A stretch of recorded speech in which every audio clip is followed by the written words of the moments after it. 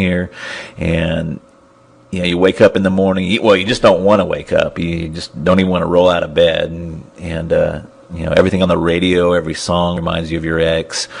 You go to work and you drive by all the places you used to eat and used to go to, and it's so tough to not do the wrong things because we're so emotional. So this is the purpose of the video, and I sure hope it helps you out.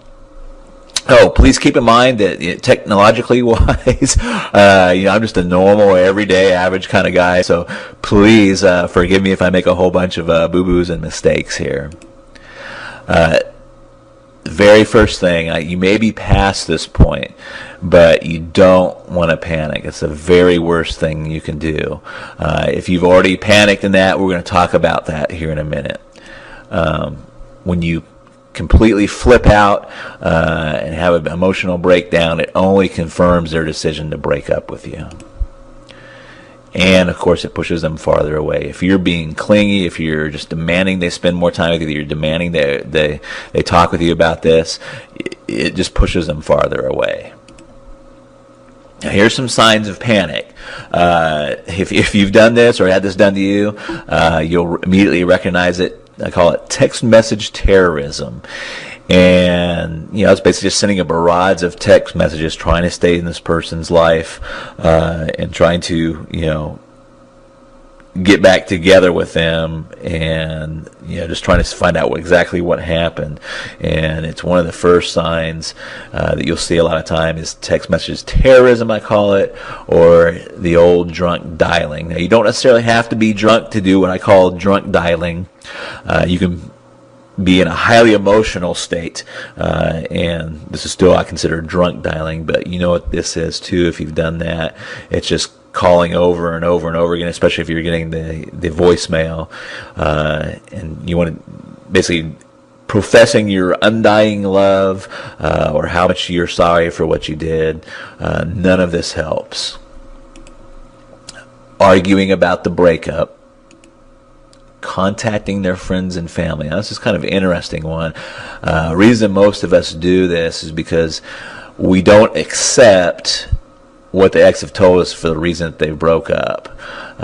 So we may think they have somebody waiting in the wings, or there's some other reason other than what they've told us for why they're breaking up. But you still don't want to do it. And accidental meetings. These don't really fool your ex, and they're not accidental. So another thing you don't want to do. So if you don't want to do all those things, what should you do? And this is really tough because you want to it's counterintuitive. What you should do is counterintuitive and opposite of your feelings. Your feelings inside are like, I've got to see them. I've got to tell them, what really happened. I've got to tell them how I really feel. And that's exactly opposite of what you should do. So, here's the big secret. For right now, you want to agree with the breakup. That's right, you just calm, you're cool, and you agree with the breakup. Again, that's calm, and you're cool and okay with it. Now, you may already be past this point. Like I said, you might have already kind of freaked out a little bit. Don't feel bad, that happens. But if you run into them again or see their friends or family, you now want to be calm, cool, and okay with the breakup. And the big thing is you'll be way ahead of the game if you just don't do all that crazy stuff. We're talking about the text message terrorism, the drunk dialing, and trying to see all their family and friends in that. Now, why does this work? Well, it works for a lot of very powerful psychological reasons. I'm just going to talk about a couple. And I can't remember if it was my father or my grandfather that introduced me to this phrase, but it's so true through life. It's the hungry dog doesn't get fed. If you just imagine for a moment, you hear some scratching on your front door, and you open the door, and it's some mangy dog with his ribs sticking out, and he's you can tell he's starving to death. But your first instinct is to get him out, to get him away from your doorstep. Now, if you open that door and, it's a well-groomed dog, you tell he's fed, he's got a collar, he belongs to somebody, and you treat that dog a lot better than you treat the dog that's, kind of showed up on your doorstep hungry, if you will. Now, their main psychological reason, and please burn this into your head or memory, write it down, is people want what they can't have. This is so true. Whether it's jobs, when is it hardest to get a job? When you don't have a job. It's easy to get a job when you already have one. The same is true with money and credit. They loan money to people that don't need the money all the time. When you have no credit, it's almost impossible to get any credit. And the same things hold true with love and attention. So, if you've blown it, it's okay. Is there still a chance? You betcha. And here's what you want to do. You just want to write a short note and include these things. Don't add to it and don't take away from it. But you want to let them know you're okay with the breakup now. You tell him or her that you agree with the decision to break up. If you did something bad, like have an affair, just briefly apologize. If you didn't do anything bad, don't find something to apologize about. That'll be worse. But if you did something bad, just briefly apologize.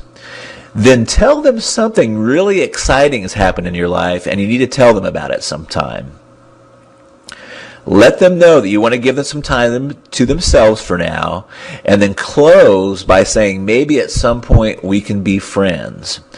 And remember, you want to be calm, and you want to have a cool tone. If you'd like a little example of this letter, just hang out for a second and I'll give you a little example where you can get a little example. But this sets the stage for your next moves.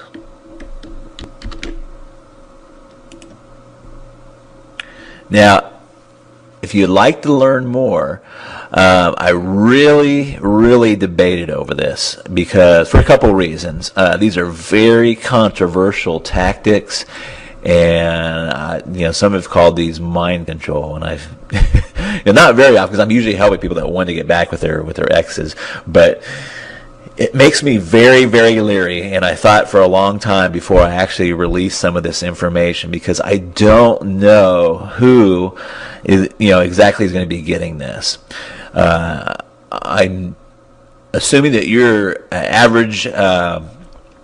Well-meaning individual and that you're trying to get back with your ex with good intentions. So I just want to say that this is not for stalkers. It's not to be used for any kind of revenge. Don't try to get back together with them and just to break up with them or break their hearts. And I'm just going to throw a blanket out there. It's not for cuckoos, crazies, or weirdos.